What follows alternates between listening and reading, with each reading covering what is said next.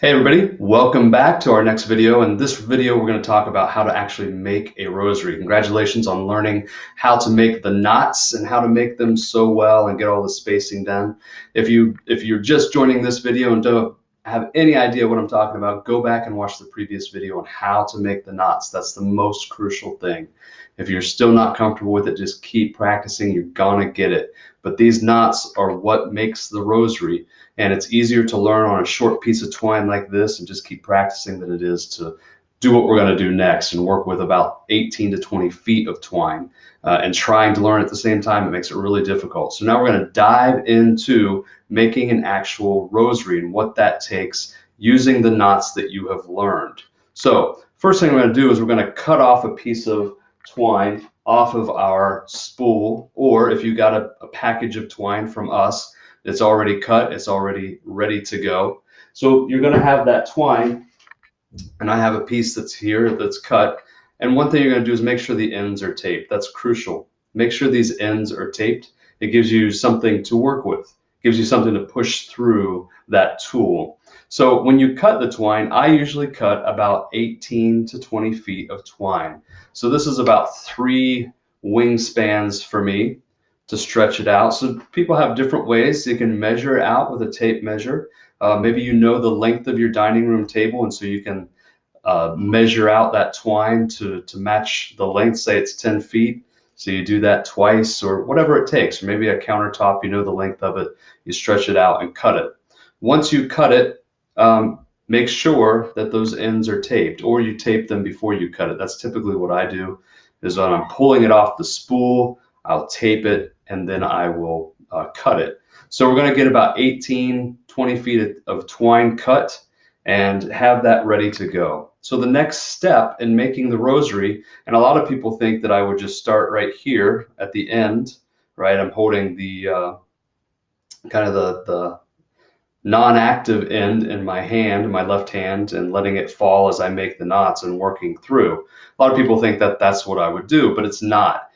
Because one, I'm a little bit lazy. I don't want to pull all 18 or 20 feet through each and every single knot. So if I were to make a knot right here, 5, 6, 8 inches from the end, that means I would have to find the end of my rosary twine, work all the way through there, and then pull all of that twine all the way through that knot. And that's one bead. And I just pulled about 18 feet of twine through one knot. Oh, and now I have to make another one. And I keep doing that. It's extremely difficult to do that. So we don't start at the end. Other products that we make, we do start at the end, but with a rosary, a traditional rosary, we do not. And I'll show you why and how we do that. So instead, I take this end of the rosary, and then I find the other end and I match it up. So now I have both ends of my rosary like that. There's the taped ends. And then so I find the center.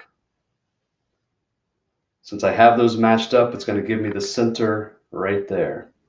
And this is where I'm going to start. I'm going to start right here with an Our Father bead, which is for me 4 wraps. I like to have 4 wraps with our knot. And so now you see I pull that much twine through and I'm done. Right? I'm done with that knot. And what this knot becomes on our rosary is usually this knot here. Not the exact center, because what we're going to do is we're going to work our way down one side. So I'm going to go to the right and I'm going to work my way down this side. I'm going to make 3 decades. Okay, and then I'm going to come back here and I'm going to go down the left side, the extra side that I had, and make 2 decades. So I'm going to work through this, and I'm just going to start my knots.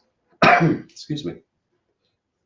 And so now I have an Our Father, and I have a Hail Mary, and I got my spacing about a 1/2 inch. And then I'm just going to keep going to town. We're just going to keep doing this and I'm going to make 3 decades on this side.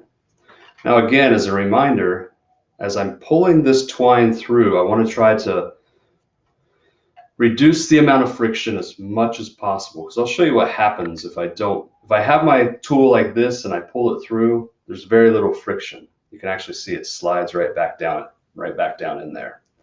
But if I don't, and you can see it vibrating, and you'll start to see it twisting. And it gets to be a real mess as we get towards the end. So we don't want to do that. You want to try to pull it through the tool with as little friction as possible. It just makes for a nicer, straighter rosary, and it makes for easier twine to work with. So there's always going to be a little bit of twist, but it's not going to be as dramatic.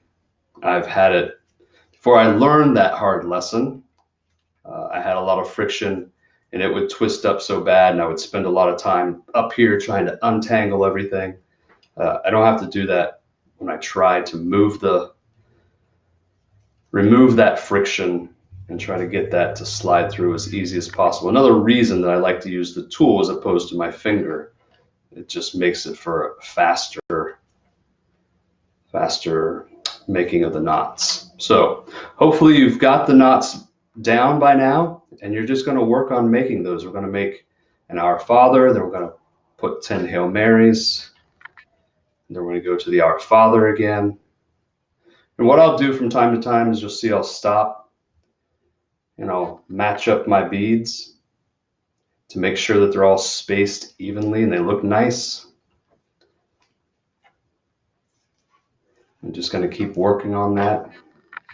So it usually takes me about 15 to 20 minutes to make a rosary. I'm not going to do that all in this video. We'll do a little shortcut here in a minute and show you the next steps. But I'm almost finished with 1 decade as I've been standing here talking. And I just keep doing this. And as you can tell, I've done it before. They're pretty fast, but if you get the knot down, it just makes it that much easier. So now I have 10, and I'm going to go back to making an Our Father, which for me is four wraps. The Hail Mary is 2 wraps. If you remember in the video for making the knot, 2 wraps going over that first piece that goes over the groove, and then 2 wraps over that. For the Our Father, it's 4 wraps that go over. Everyone has their own style of doing it, so it's really what works for you. I just try to keep consistent so all the rosaries that we send out match up. So try to match up those beads, and we just keep doing that until we have 3 decades down this right side, 2 decades down the left side, and then we're going to join them together. So we just keep working on it. Just keep making those knots. Again, if you don't have the knot down, it's really difficult. You can see why I say work on the knots, because it's difficult to teach or to learn yourself how to get the spacing, to get the Our Father, all these things together with this much twine. So the knots are crucial, learning that. I'm going to just keep harping on that, but that's the most important thing. If you have to watch that video over and over, feel free to do so.